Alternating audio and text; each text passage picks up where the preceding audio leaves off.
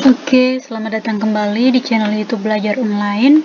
Untuk video pembahasan kali ini, kakak akan membahas mengenai bagaimana cara kita menghitung nilai persediaan akhir dan HPP ketika kita menggunakan sistem pencatatan persediaan dengan sistem pencatatan periodik atau fisik ya, dengan metode FIFO, LIFO, dan average.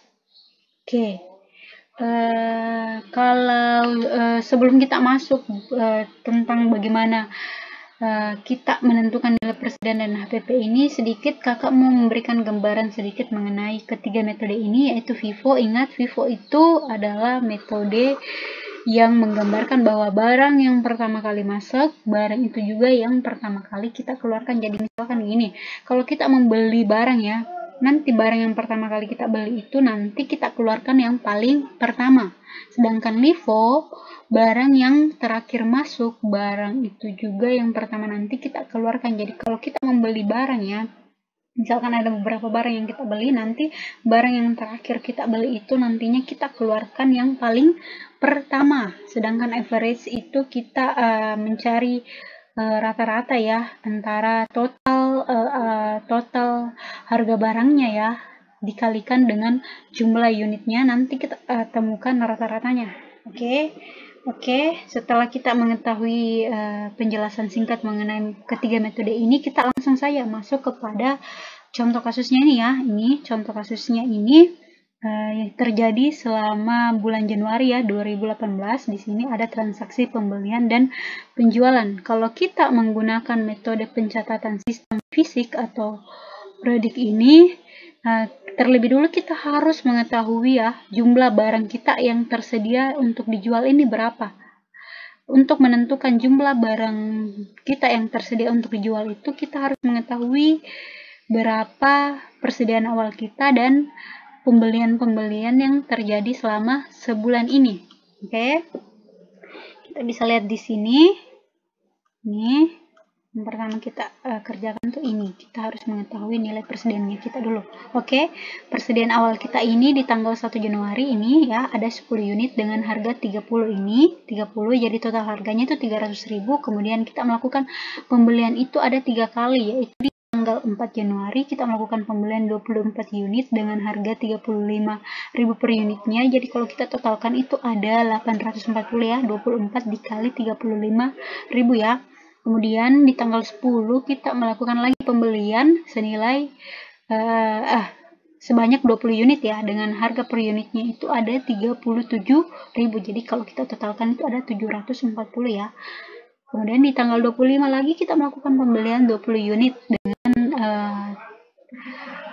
20 unit dengan total harga ini 35.500 per unitnya. Jadi kalau kita totalkan harganya ini ada 710.000 ya.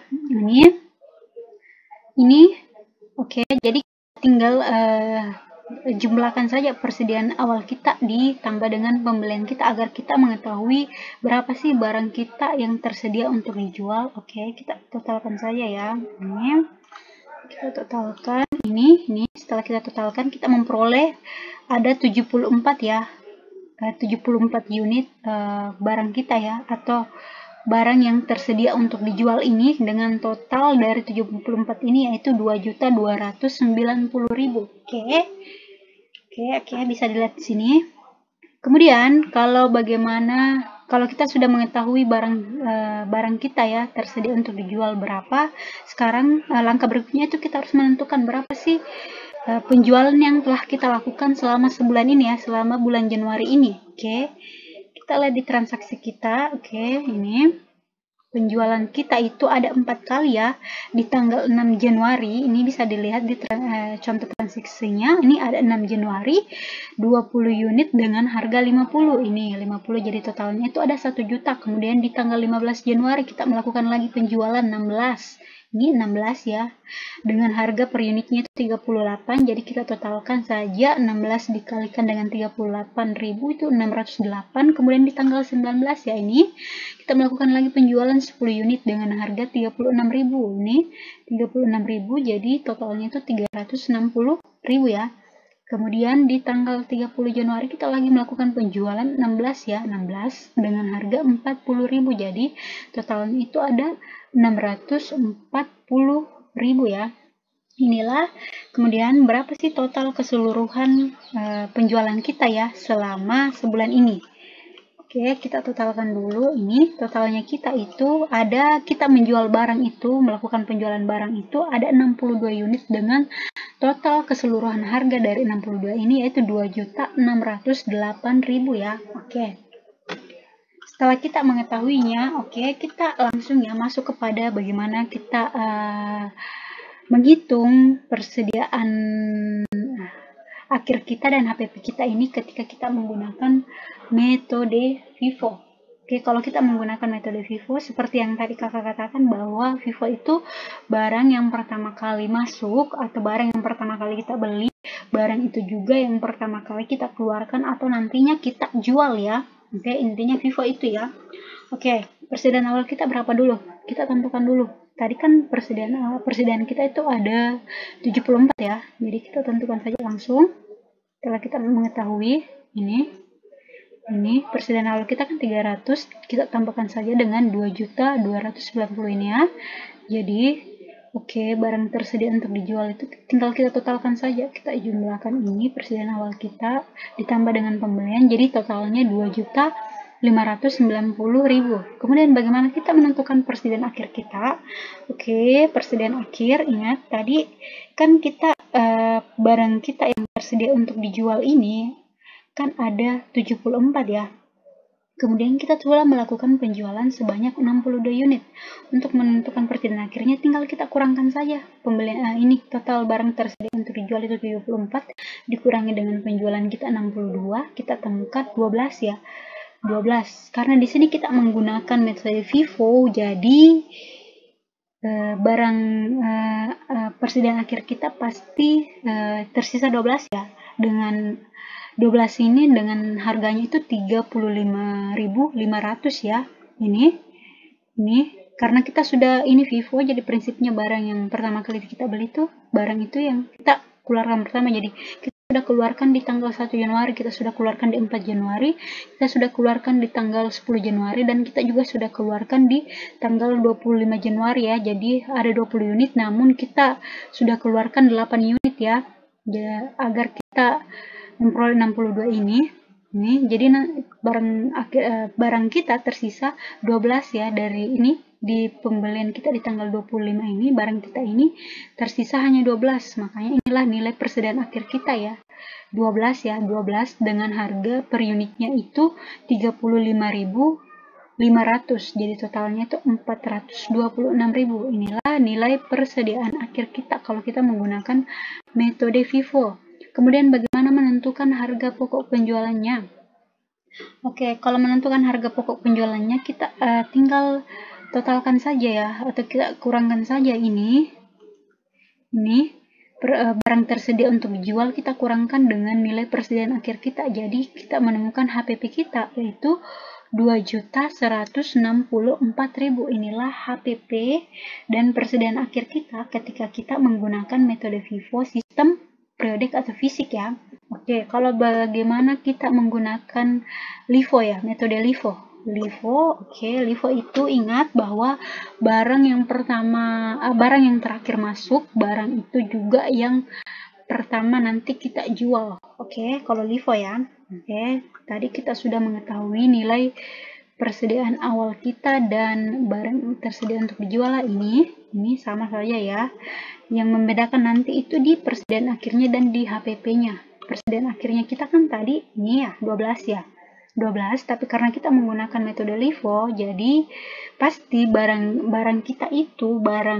kita pasti tersisa ada di tanggal 1 dan di tanggal 4 ya. Oke. Jadi di tanggal 1 itu barang kita ada tersisa 10 unit dan di tanggal 4 itu ada tersisa 2 unit ya dari 24 ini. Oke. Jadi harganya itu kita peroleh dari, jadi ini persediaan akhirnya kita itu kita peroleh dari ini, tinggal kita kalikan saja Ini yang 10 unit ini kan 300.000. Kemudian ada di sini ada 2 unit ya, karena persediaan akhir kita kan 12 nih. Kita ambil dari sini 2 unit yang di tanggal 4-nya nih. Jadi 70.000 ya. Jadi makanya di sini persediaan akhir kita 370 unit. 370.000 ya. Kalau LIFO pasti tersisa di ini ya, di tanggal 1 dan 4.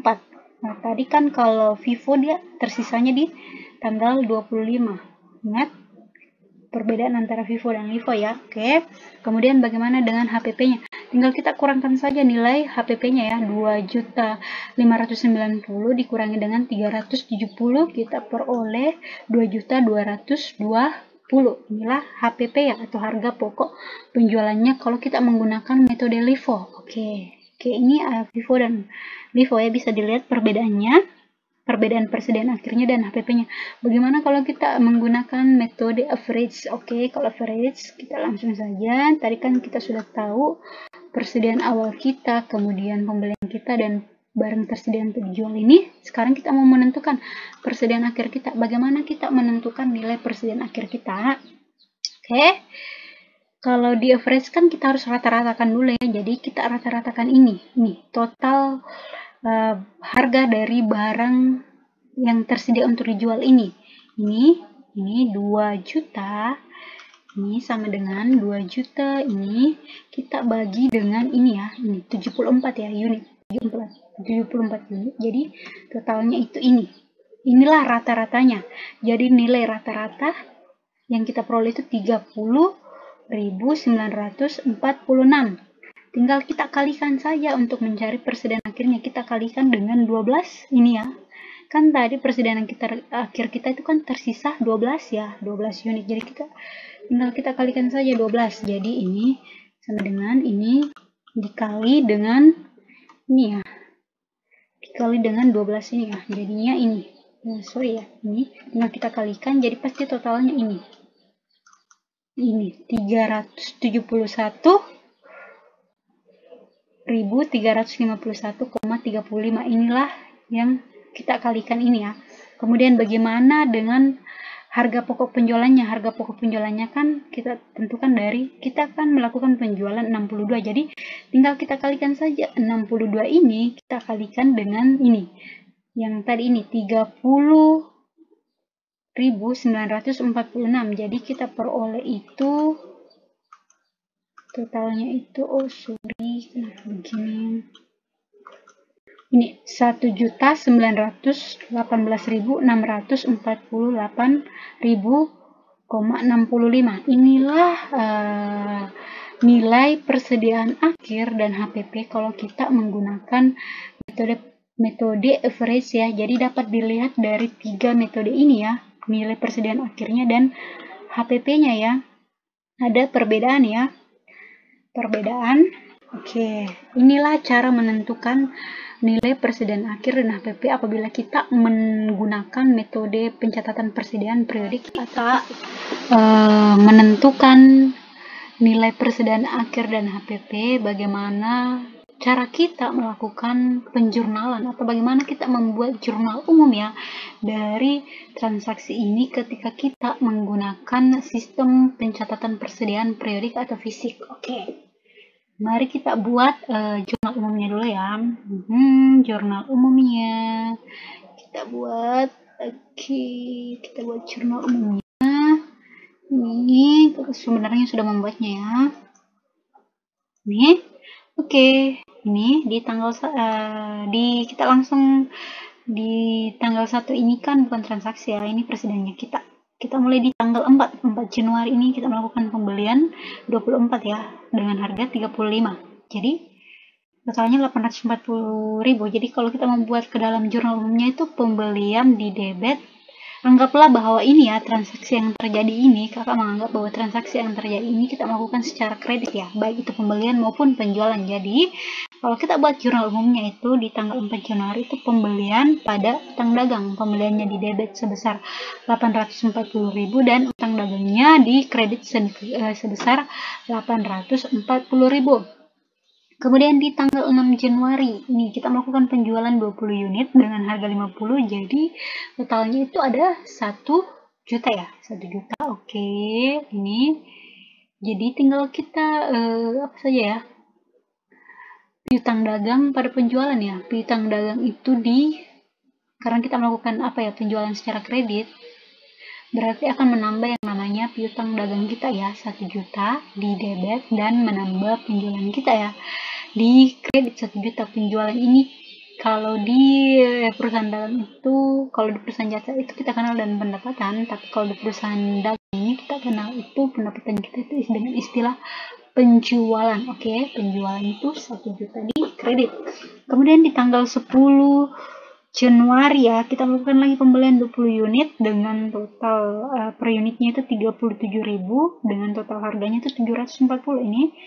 Jadi ini pembelian di debit, kemudian utang dagang di kredit masing-masing 740.000. Kemudian di tanggal berapa ini? Di tanggal 15 ya, di 15 Januari 2018 kita melakukan penjualan 16 dengan harga per unitnya itu 38.000 ya. Jadi totalnya itu 608.000 ini 16. Tanggal berapa ya ini? 15 ya. 15 ini piutang dagang pada penjualan ya. Piutang dagang kita bertambah 608.000 dan penjualan kita juga ikut bertambah di kredit 608.000. Kemudian di tanggal 19 kita melakukan lagi penjualan 10 unit dengan harga per unitnya itu ada 36.000, jadi totalnya itu 360.000. Oke, jadi kita totalkan atau kita buat jurnal umumnya itu piutang dagang kita bertambah dan penjualan kita juga bertambah. Piutang dagang bertambah di debit sebesar 360.000 dan penjualan kita bertambah di kredit sebesar 360.000. Oke, di tanggal 25 kita melakukan lagi pembelian sebesar 20 unit, sebanyak 20 unit ya, dengan harga per unitnya itu 35.500, jadi total harganya itu 710.000. Jadi jurnal umumnya itu pembelian pada utang dagang. Pembelian kita bertambah di debit 710 dan utang dagang kita juga bertambah di kredit 710. Ingat kalau utang bertambah itu pasti di kredit ya. Oke, di tanggal 30 Januari kita melakukan penjualan ini sebanyak 16 dengan harga per unitnya itu 40, jadi totalnya itu 640 sorry. Jadi kalau kita buat jurnal umumnya tanggal 30 Januari berarti piutang dagang kita bertambah 640 dan penjualan kita juga bertambah 640 ini. Ini kalau kita mau buat ke dalam jurnal umumnya ya, ini begini saja kalau kita mau buat ke dalam jurnal umumnya. Oke, inilah metode persediaan dengan sistem pencatatan secara fisik atau periodik dengan 3 metode FIFO, LIFO, average lengkap dengan jurnal umumnya. Semoga apa yang kakak berikan ini bermanfaat untuk teman-teman sekalian, dan jangan lupa ya di like, di subscribe, dan dibagikan jika video ini bermanfaat. Dan sampai jumpa di video kakak yang selanjutnya. Di video kakak yang selanjutnya kakak akan membahas mengenai masih hal yang sama, yaitu bagaimana kita menghitung persediaan akhir dan HPP tapi menggunakan sistem pencatatan secara perpetual dengan 3 metode ini ya. Oke, dah.